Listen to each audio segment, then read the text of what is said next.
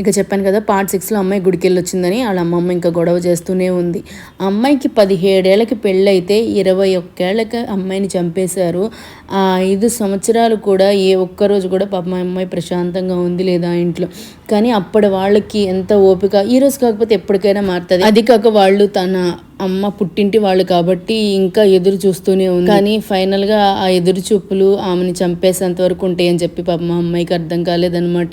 కానీ ఇక్కడ బాధాకరమైన విషయం ఏంటంటే ఆ అమ్మాయి వాళ్ళ బాబాయ్ వాళ్ళు కూడా ఆ ఇంటి చుట్టుపక్కలే ఉంటారు. కనీసం ఇంత గొడవ జరుగుతుంటే మా అమ్మాయికి ఎందుకు ఇలా టార్చర్ చేస్తున్నారని వాళ్ళ అన్నయ్యని కానీ వాళ్ళ వదిన్ని కానీ పిలవడం, మాట్లాడడం ఈ 5 సంవత్సరాల్లో ఏ రోజు జరగలేదు. అదేమంటే చనిపోయిన తర్వాత ఇలా జరుగుతుంది అనుకోలేదు అని ఒక చిన్న సానుభూతి అనమాట. అమ్మాయి గుడికి వెళ్ళి వచ్చినాక ట్యూస్డే వెళ్ళిందంట, సాటర్డే వరకు టార్చర్ చేస్తూనే ఉంది.